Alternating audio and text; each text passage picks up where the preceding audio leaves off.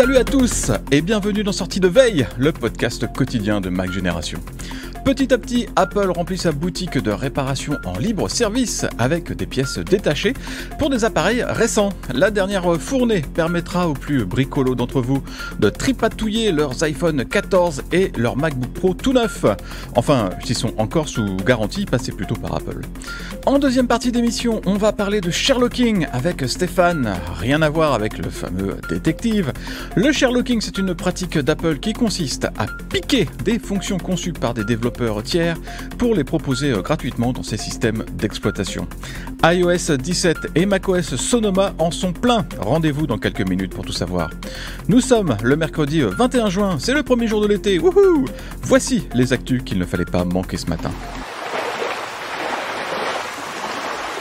L'été, eh bien ça y est, on y est, et avec lui les vacances où on fait rien qu'à s'embêter. Plutôt que de perdre son temps à la plage, pourquoi ne pas bricoler ses appareils Apple?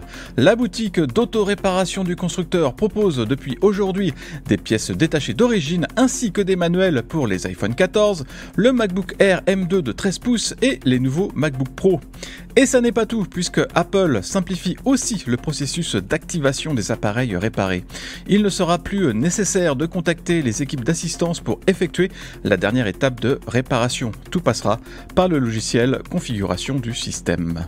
La boutique de réparation en libre service d'Apple a ouvert ses portes en France en décembre dernier, 8 mois après son démarrage aux États-Unis. Contrairement aux autres magasins du même genre, Apple exige le numéro de série de l'appareil à réparer, ce qui lie la pièce détachée à l'iPhone ou au Mac. Du point de vue d'Apple, c'est une question de sécurité, mais d'un autre côté, c'est aussi et surtout un verrou logiciel qui n'a pas vraiment de raison d'être, à part pour empêcher les réparateurs indépendants d'acheter des composants auprès du constructeur. Apple est en train de préparer le terrain au support des passkeys sur son site web et ses différents services en ligne. Ces clés d'accès permettent de s'identifier sans avoir à saisir de mot de passe ni de deuxième facteur d'authentification, ce qui est bien pratique. Tout ça passe par Face ID ou Touch ID depuis l'appareil qui contient la passkey, mais sous le capot, c'est toute une mécanique assez compliquée qu'on avait tenté d'expliquer dans plusieurs épisodes de Sortie de Veille avec Anthony. Bref, quoi qu'il en soit, Apple a commencé à intégrer plusieurs des dispositifs indispensables à l'intégration des passkeys. Il y a notamment la possibilité de se connecter avec un iPhone en scannant un code QR.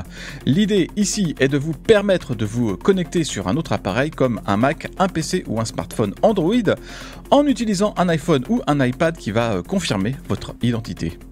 Pour le moment, le processus est encore en phase de déploiement visiblement sur Android. Par exemple, le smartphone n'affiche pas de code QR, mais il recherche une clé d'accès en local qui n'existe pas.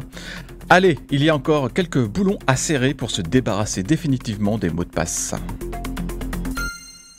Après à peu près tout le monde, Spotify s'apprête finalement à proposer de la musique sans perte de qualité. Le service de streaming avait fait cette annonce il y a 2 ans et demi et depuis, eh bien, il s'est fait griller par la concurrence, Apple Music en tête. Une concurrence qui a proposé un catalogue lossless sans frais supplémentaires et c'est sans doute là que ça a coincé. Dans l'esprit de Spotify, la formule hi-fi devait coûter plus cher, mais évidemment, le marché en a décidé autrement. Bloomberg indique que Spotify ne devrait plus tarder à lancer cette nouvelle offre et la plateforme pourrait conserver son idée de vendre ses morceaux sans perte de qualité à un prix plus élevé. Histoire de faire passer la pilule, Spotify pourrait glisser quelques avantages en plus comme des livres audio gratuits. Reste à savoir à quel prix Spotify compte vendre cette formule encore plus premium que premium. On a parlé un temps de $20 par mois, soit quasiment le double d'Apple Music qui a en plus l'audio spatial. Ça va quand même être compliqué cette histoire pour Spotify. Ce n'est pas tous les jours que Google lance une tablette Android.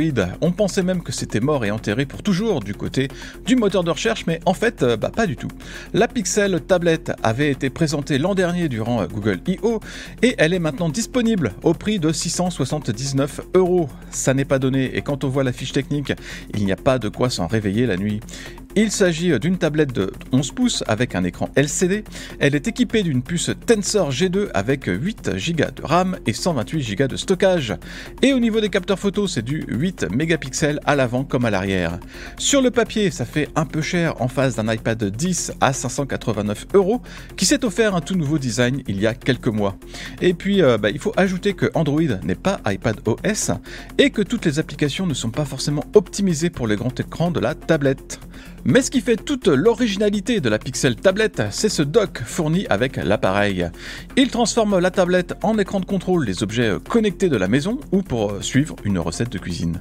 D'ailleurs, la rumeur veut qu'Apple travaille sur quelque chose d'un peu équivalent pour l'iPad.